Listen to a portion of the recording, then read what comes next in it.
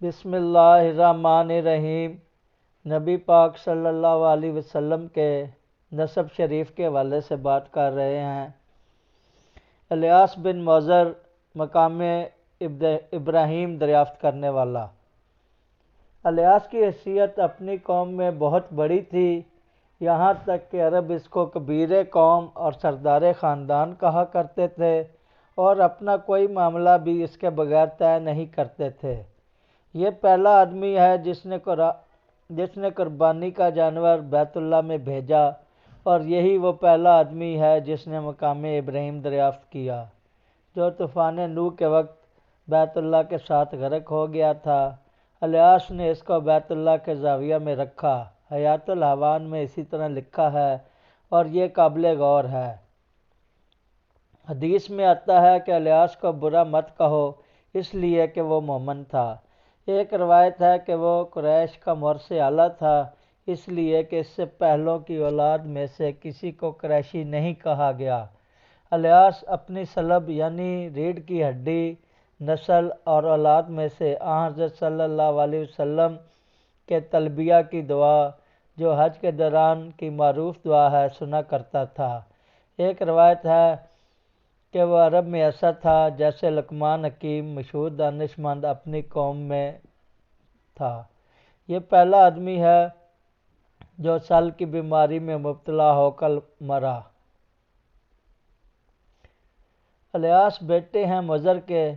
کہا جاتا ہے یہ قریش کے مورث اعلیٰ تھے، اور اسی لیے ان کے پہلوں کی اولاد میں سے کسی کو قریشی نہیں کہا گیا۔ اس طرح قریش کے مورث اعلیٰ ہونے کے متعلق 5 قول ہو گئے۔ ایک روایت قصا کے متعلق ہے، ایک فہر کے متعلق، ایک نظر کے متعلق، ایک الیاس کے متعلق، اور ایک موذر کے متعلق ہے۔ ان کو موذر الحمراء بھی کہا جاتا ہے، اس لیے کہ جب انہوں نے اور ان کے بھائی ربیہ نے اپنے باپ کا ترکہ تقسیم کیا، یعنی نزار کا جو ان کا باپ تھا، موذر نے سونا لے لیا، اس لیے اس کو موذر الحمراء کہا گیا، اور ربیہ نے مویشی وغیرہ لے لیے، اس لیے اس کو بیت الفرس کہا گیا۔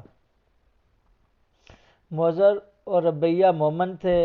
حدیث میں آتا ہے کہ ربیہ اور موذر کو برا مت کہو، اس لیے کہ وہ دونوں مومن تھے۔ ایک روایت میں ہے کہ موذر کو برا مت کہو، اس لیے کہ وہ ملت ابراہیم پر تھا۔ ایک حدیث غریب ہے کہ موذر کو برا مت کہو کیونکہ وہ دین اسماعیل پر تھا۔ موذر کے جو اقوال نقل کیے جاتے ہیں، ان میں سے ایک یہ ہے: جو شخص برائی بوئے گا وہ ندامت اور شرمندگی کا پھل کاٹے گا۔ اقوال مؤلف کہتے ہیں قریش کے کعبہ کی بنیاد رکھنے کے سلسلے میں ذکر آئے گا کہ انہیں اس میں چند تحریریں ملیں جو سریانی زبان میں تھیں۔ ان میں سے ایک تحریر تھی جس میں لکھا تھا: جس نے بھلائی بوئی وہ خوشی و خوشحالی کاٹے گا، اور جو برائی بوئے گا وہ ندامت کاٹے گا۔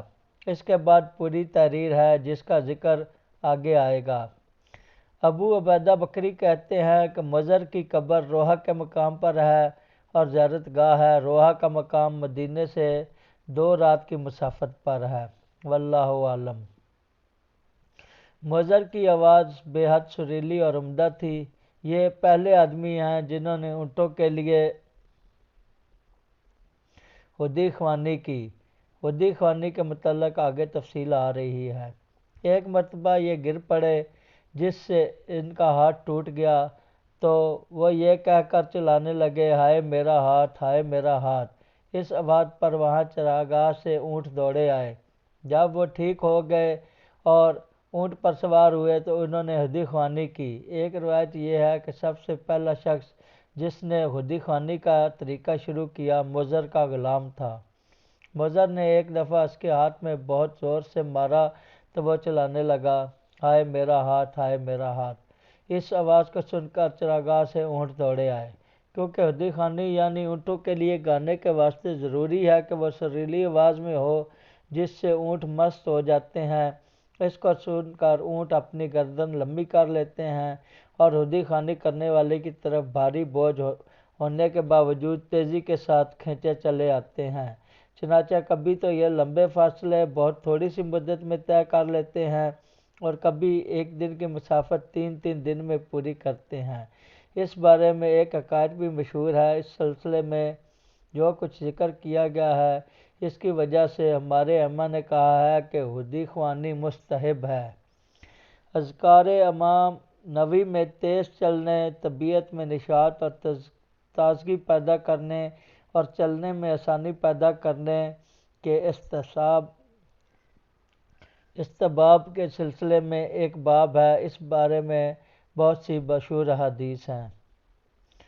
مضر کے بیٹے ہیں نزار، نون پر زیر کے ساتھ۔ ان کی آنکھوں کے درمیان نور نبوی صلی اللہ علیہ وسلم نظر آتا تھا۔